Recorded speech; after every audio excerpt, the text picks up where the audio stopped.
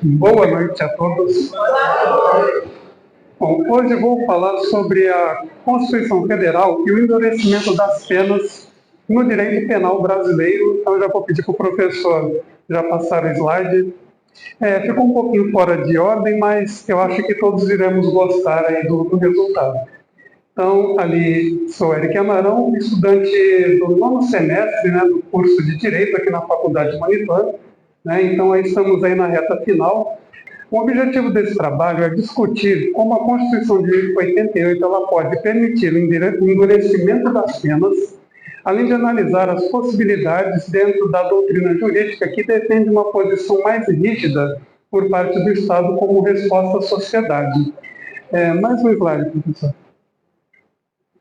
O método indutivo, foi a metodologia adotada, a metodologia indutiva, que utiliza os casos práticos e interpretações doutrinárias concretas que servem para analisar e fundamentar acerca do endurecimento das penas. Ou seja, tem enfoque em análise na literatura jurídica, bem como em casos práticos das aplicações.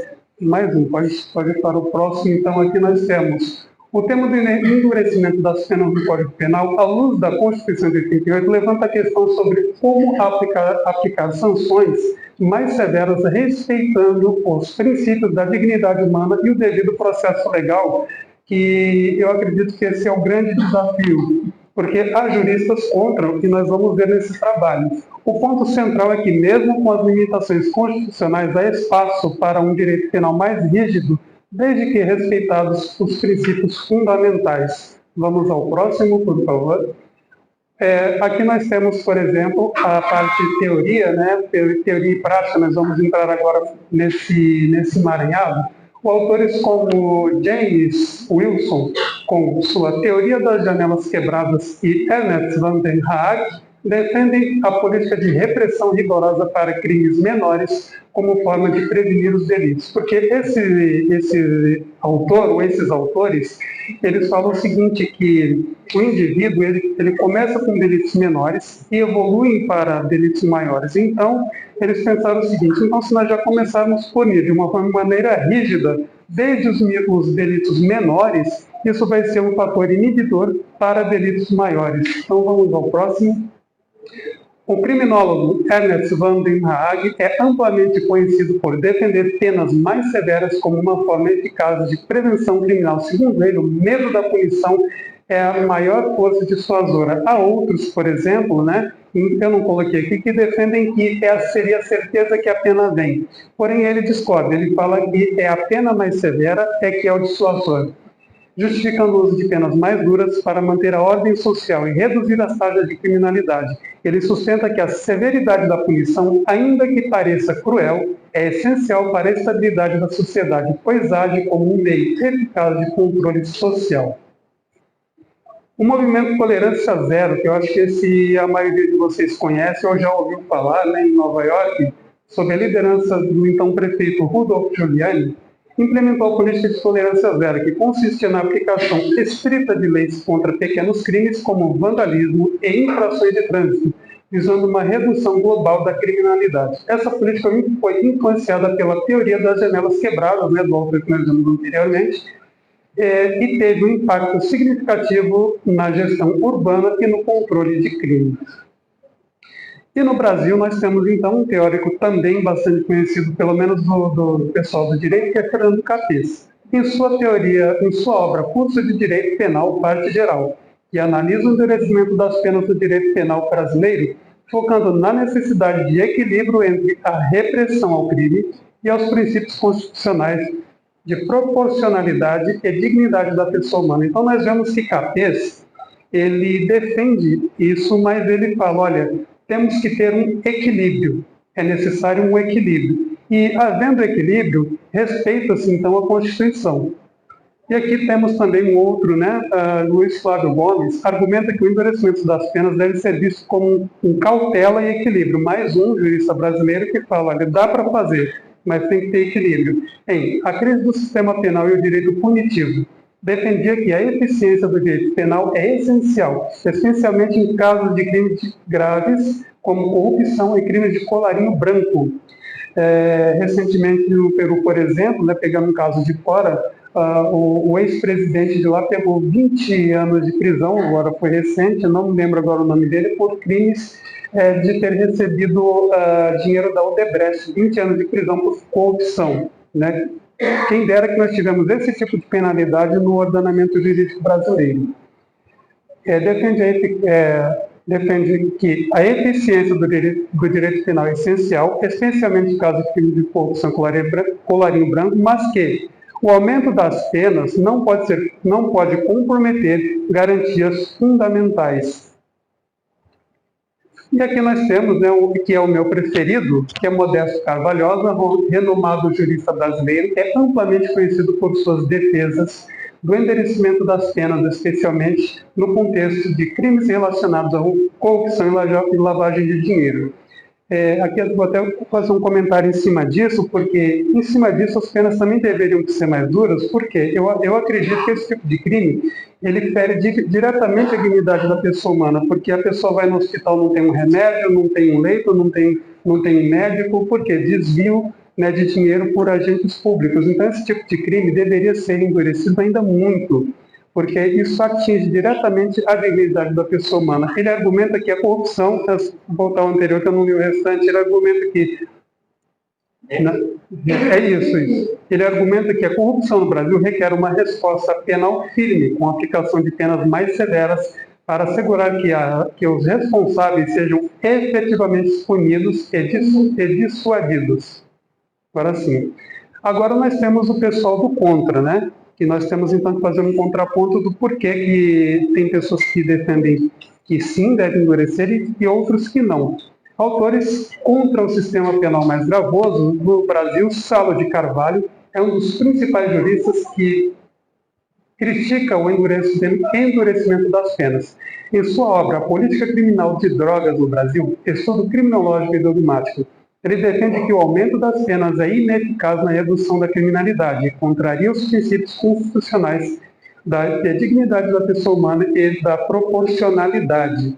Né? Então, ele já discorda. Então, esse é o Zaffaroni, Eugênio Zaffaroni, ele é o ex-ministro da Suprema Corte da Argentina.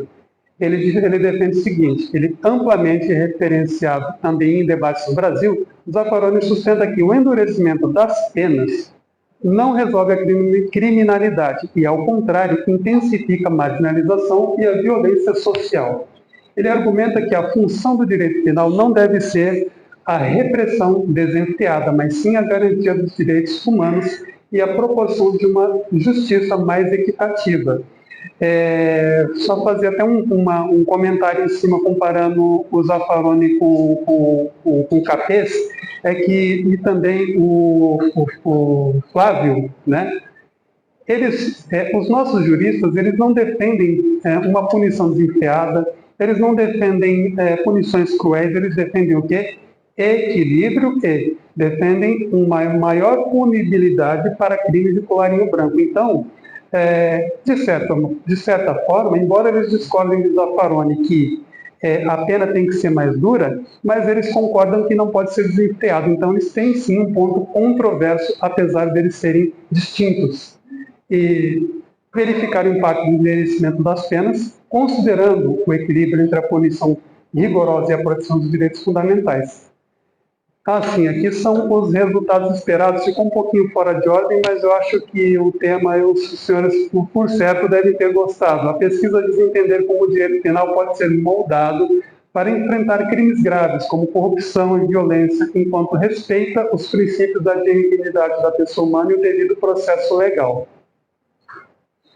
A justificativa do trabalho é pela crescente demanda social por políticas de segurança mais rigorosas, porque a sociedade tem esse anseio diante de índices elevados de criminalidade e a percepção, isso é importante, da impunidade em crimes graves, como corrupção e violência urbana.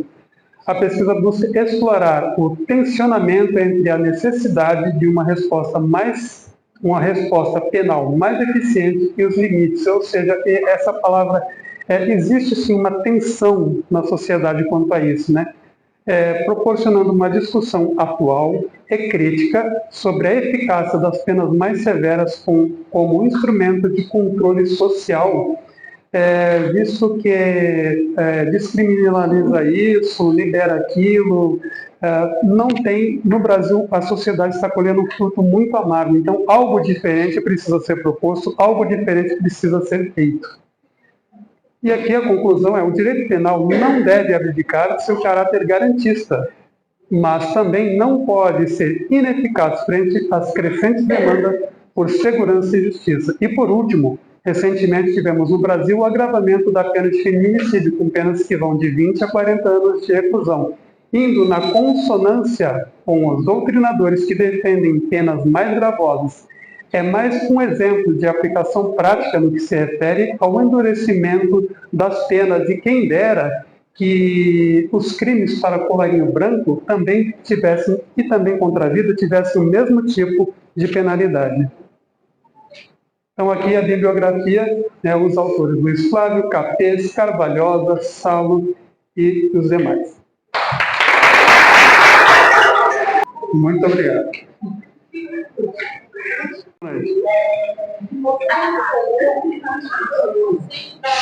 Da produtividade, tanto de um doutrinador quanto de outro. Eu tenho influência no conhecimento de direito penal da escola marxista. E a escola marxista, tá, ela nos ensina que a superestrutura ela é favorável à punição sempre da população vulnerabilizada. Então, esse excesso de punitividade, tá, ele sempre é usado, essa punitividade das pessoas sempre vulnerabilizadas. Isso, infelizmente, é uma prática do sistema capitalista. Tá? No escolarinho branco, as punições demandas, tá? Antes de muito pouco, os crimes, tá? Que são considerados crimes contra a vida, ou os crimes até mais leves, sofrem, tá? A percepção penal. E aí, tudo é estabelecer, está dentro do pesquisa, está dentro do caso 2 como turista, mas que você tentar e consegue fazer essa reflexão. Tá? O punitivismo em uma sociedade capitalista, superestruturas, a como ela age, como se são mais públicas. Em relação à superestrutura, porque eu não li Marx para entender qual é a abordagem que ele faz em questão de superestrutura. O que eu vou falar é em relação ao pesquisado no trabalho. Aqui os autores que eu pesquisei, eles defendem que os crimes para o chamado de colarinho branco devem ser severos também. Isso faz com que seja um fator dissuasor para que não só aquele pequeno, o pobre, aquele que não tem muito acesso à justiça, porque muitas das vezes quando o rico, quando chega na delegacia, o advogado às vezes chega primeiro que ele. Então ele já tem toda a orientação do que falar, do que fazer, enquanto o pobre não, ele perde com isso. Então o que acontece? O estudo aponta que precisa existir punição severa para crimes, inclusive para os de colarinho branco, ou seja, para aqueles que estão acima, né, da cadeia hierárquica da sociedade. Né? A pesquisa que eu estudei aponta para isso.